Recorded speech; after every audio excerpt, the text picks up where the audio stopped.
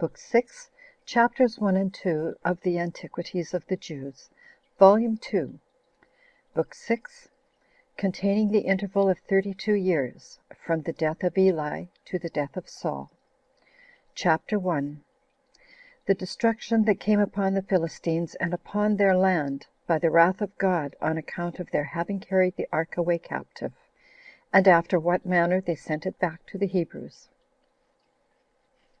When the Philistines had taken the ark of the Hebrews captive, as I said a little before, they carried it to the city of Ashdod, and put it by their own god, who was called Dagon, as one of their spoils. But when they went into his temple the next morning to worship their god, they found him paying the same worship to the ark, for he lay along as having fallen down from the basis whereon he had stood. So they took him up and set him on his basis again, and were much troubled at what had happened.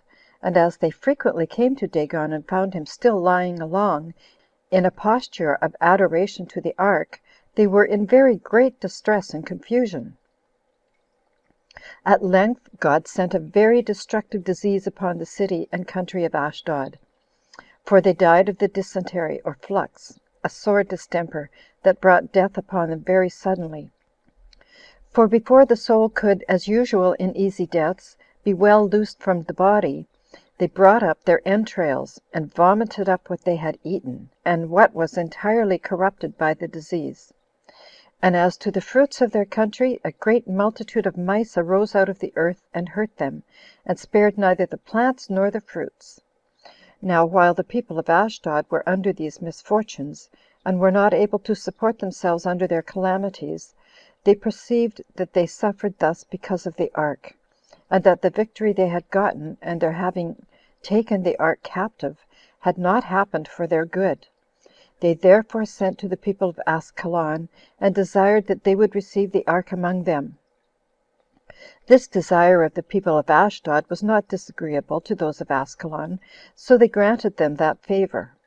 But when they had gotten the ark, they were in the same miserable condition, for the ark carried along with it the disasters that the people of Ashdod had suffered, to those who had received it from them.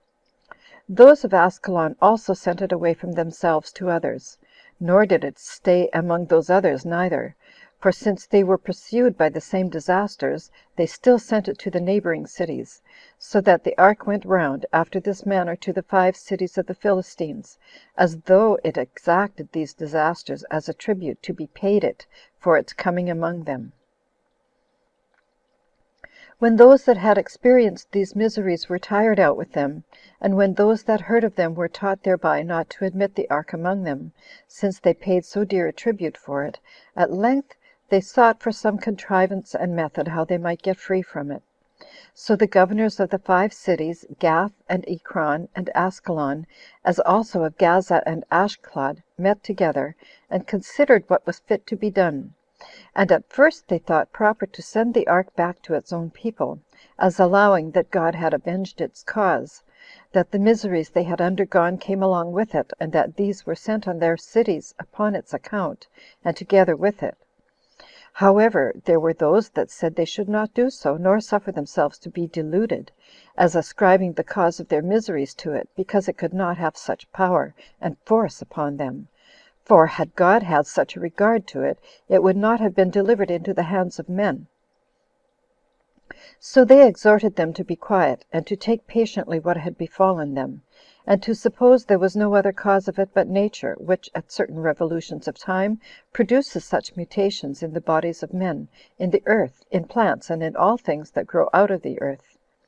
But the counsel that prevailed over those already described was that of certain men who were believed to have distinguished themselves in former times for their understanding and prudence, and who, in their present circumstances, seemed above all the rest to speak properly.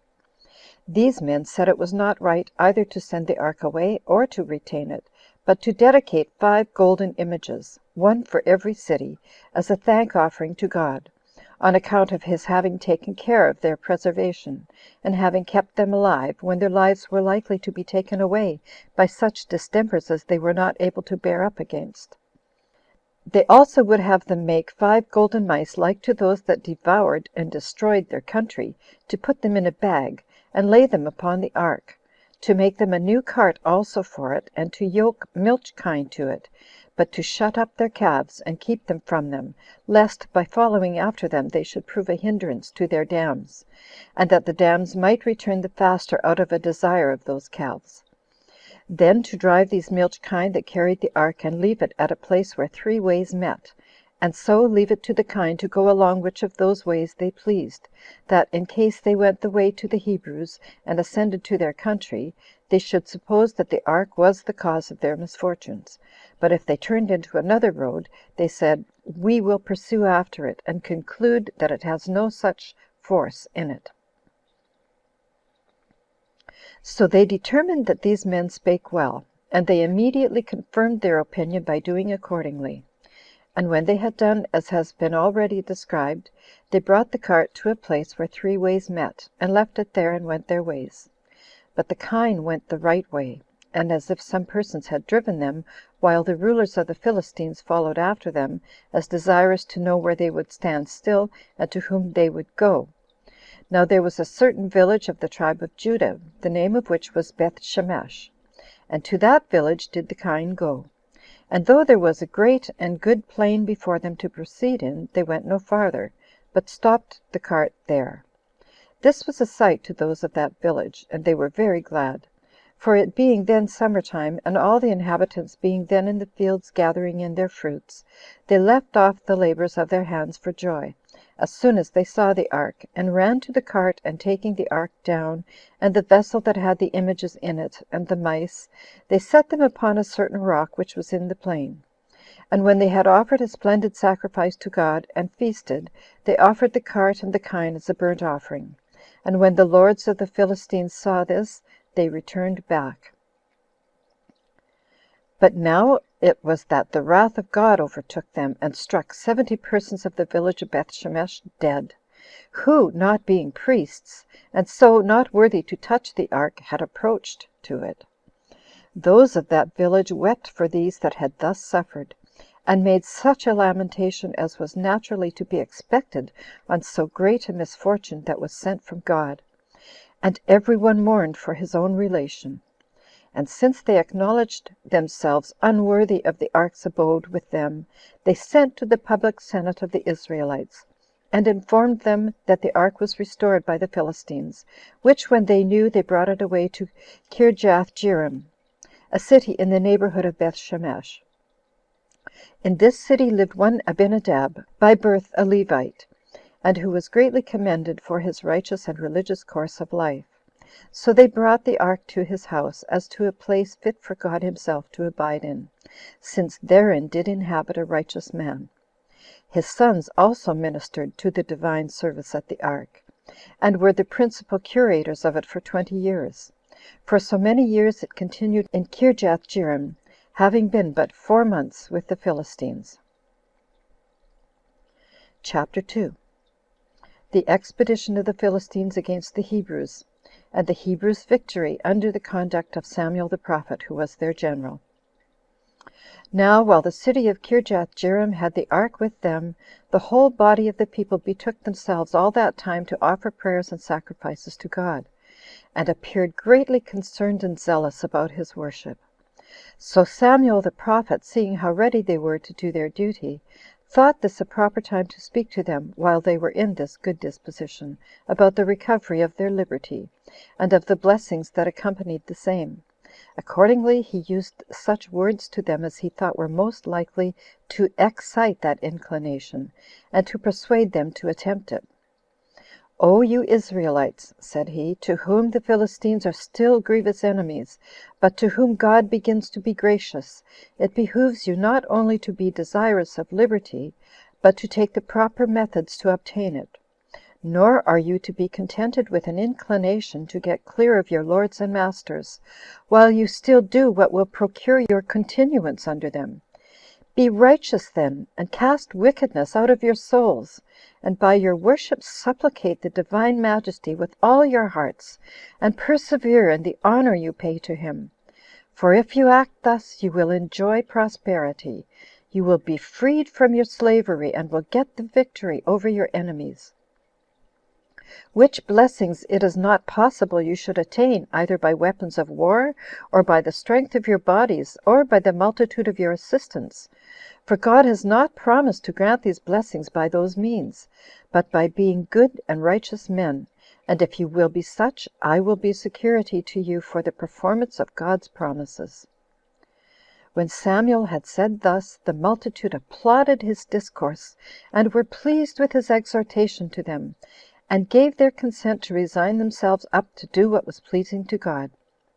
So Samuel gathered them together to a certain city called Mizpeh, which in the Hebrew tongue signifies a watchtower.